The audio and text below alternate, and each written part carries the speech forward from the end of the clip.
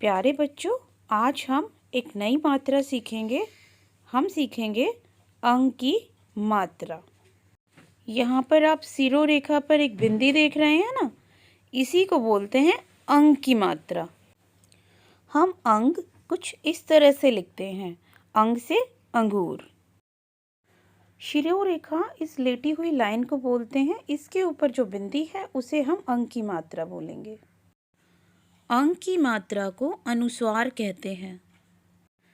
ये है अंग और ये है उसकी मात्रा। आपको अंग और उसकी मात्रा की पहचान हो गई है। चलो अब आगे बढ़ते हैं। अंग की मात्रा का प्रयोग हम व्यंजनों के साथ करते हैं। आप यहाँ पर साइड में कुछ व्यंजन देख रहे हैं, जैसे क, ख, ग, घ। अगर हम क के सर के ऊपर बिंदी लगाते हैं, हम उच्चारण करेंगे कंग। ख के ऊपर खंग, ग के ऊपर गंग, घ के ऊपर घंग। अनुस्वार का उच्चारण नासिका यानी कि नाक से होता है। अनुस्वार यानी कि अंग की मात्रा।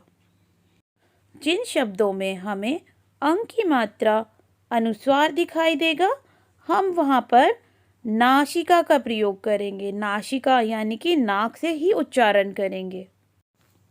अनुस्वार वर्णमाला के पंचम वर्ण के स्थान पर प्रयोग में आता है, तब इसका रूप अनुस्वार होता है। यह है हमारी वर्णमाला। आप देख रहे हैं साइड में जितने भी ये वर्ण हैं, ये क्या हैं? पंचम वर्ण। पंचम का अर्थ होता है पांचवा। यहाँ पर पांचवें स्थान पर जो वर्ण है वो ही है हमारा पंचम वर्ण।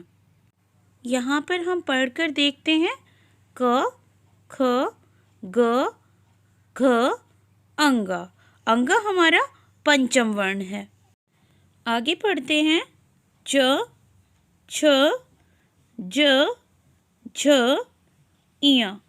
इया हमारा यहाँ पर पंचम वर्ण है। चलो गिन कर देखें। च 1, छ 2, ज 3, झ 4 और पंचम वर्ण कौन सा है? पांचवें स्थान पे इया। Very good. ट, ठ, ड, ढ, अड़ में पंचम वर्ण हमारा अड़ है। आगे देखते हैं त, थ, द, ध, न। त, थ, द, ध, न में न जो हमारा है पंचम वर्ण है। प, फ, ब, भ, म। म हमारा यहाँ पर पंचम वर्ण है।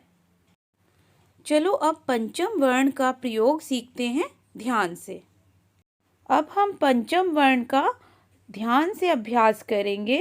यहाँ पे क वर्ण में आप देख रहे हैं अंगा पंचम वर्ण है। च वर्ण में आप देख रहे हैं कि इया पंचम वर्ण है। ट वर्ण में आप देख रहे हैं कि अड़ा पंचम वर्ण है। त वर्ण में आप देख रहे हैं कि न पंचम वर्ण है। और प में है हमारा म पंचम वर्ण। अब आप ध्यान से देखिए, यहाँ पर एक शब्द लिखा हुआ है ग और ये देखिए आप अंगा। इसके नीचे आप हलंत देख रहे हैं। हलंत का मतलब होता है अंगा यहाँ पर आधा है। और यहाँ पर आगे क्या है? ग। इसे पढ़ के जरा देखेंगे हम। ग, अंग, गा। अब ऐसे पढ़ेंगे ग, ग के ऊपर अंग की बिंदी और गा, तो हमारा शब्द बना गंगा। यहाँ पे आप देख रहे हैं घ लिखा है और आधा ड़ लिखा है। अगर हम इसको कुछ इस प्रकार लिख देते हैं घ, घ में अंग की बिंदी, ट और बड़ी ई की मात्रा घंटी, तब हम इसे आसानी से पढ़ पाते हैं। अब आगे देखिए ये क्या लिखा है? ब, आधा न, द, र। क्या बना? बंदर। अगर हम बंदर को कुछ इस प्रकार लिखें, ब की सिरोरेखा पर अनुस्वार, द र, तो क्या बना? बंदर। और ये पढ़ने में भी आसान लग रहा है। अब इसे देखते हैं। च में छोटे ऊ की मात्रा चू, आधा म, ब, क, तो हमारा क्या बनेगा यहाँ पे? चुंबक। चू, अंक की बिंदी, ब, क, चुंबक। अब देखते हैं, ये है अंग और ये है इसकी मात्रा, जो कि सिरोरेखा पर एक बिंदी है। इसका एक और नाम क्या है? इसका एक और नाम है अनुस्वार। अभी हमने कुछ शब्द पढ़े थे, कुछ शब्दों में अंग का उच्चारण हो रहा था, कुछ में आधे न का उच्चारण हो रहा था और कुछ शब्दों में आधे म का हमें उच्चारण दिखा। ये है गंगा। गंगा में किसकी ध्वनि सुनाई दे रही है? अंग की। और जब हमने घंटी पढ़ा तो हमें आधे न की ध्वनि सुनाई दी, कुछ इस प्रकार, घंटी। जब हम अंबाला पढ़ते हैं तो हमें किसकी ध्वनि सुनाई दे रही है? आधे म की, अंबाला। क्या आप इसे अनबाला पढ़ सकते हैं? अनबाला से आपको कुछ समझ आएगा? नहीं ना, क्योंकि ये अंबाला है। अंबाला ही इसका सही उच्चारण है। अब हम अंग की मात्रा का अभ्यास करेंगे। ये है अंग और ये है उसकी मात्रा। इसे हम अनुस्वार भी कहते हैं। ये है कंघा। कंघा हमने कैसे पढ़ा? क के सिरोरेखा पे अंग और घा, कंघा। ये है खंभा। खंभा हम कैसे पढ़ेंगे? ख के सिरोरेखा पे अंग की बिंदी और भ, खंभा। गंदा। गंदा हम कैसे पढ़ेंगे? ग के सिरोरेखा पर अंग की बिंदी और फिर द, गंदा। घंटा। घंटा हम कैसे पढ़ेंगे? ख के सिरोरेखा पे अंग की मात्रा ट, घंटा।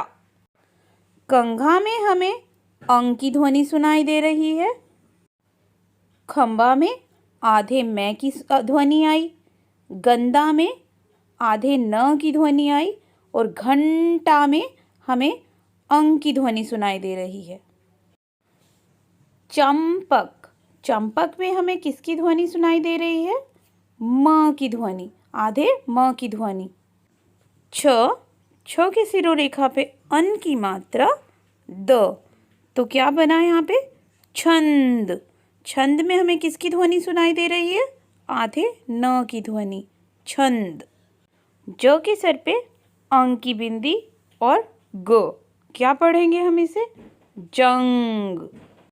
झ पे अन की मात्रा डा, झंडा, हम इसे पढ़ेंगे झंडा। टंकार। टंकार को हम कैसे पढ़ेंगे?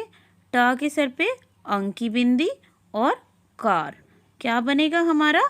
टंकार। ठंडा। ठंडा कैसे पढ़ेंगे? ठ के सर पे अन की बिंदी, डा, ठंडा। डंडा। डंडा हम कैसे पढ़ेंगे? ड के सर पे अंग की बिंदी और साथ में डा, डंडा। ढंग पढ़ने के लिए हम कैसे पढ़ेंगे? ढ के सर पे अंग की बिंदी और ग, ढंग। अब आप यहाँ पे देख रहे हैं टंकार, ठंडा, डंडा, ढंग, इन सभी में हमें आधे न की ध्वनि सुनाई दे रही है। हम बाकी सभी शब्दों में इसी तरह से अंग की बिंदु लगाकर, अनुस्वार लगाकर उच्चारण करके देखेंगे और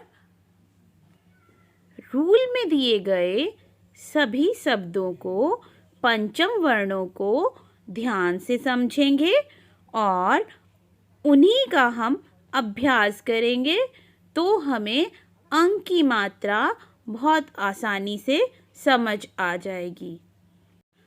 आप अंक की मात्रा का अभ्यास इसी तरह से करके देखिए। आपको हमारा यह वीडियो कैसा लगा हमें कमेंट करके आप बता सकते हैं। हम आपके सभी प्रश्नों का उत्तर देंगे। धन्यवाद। Please like, share, subscribe our channel, hit the bell icon to get the notification.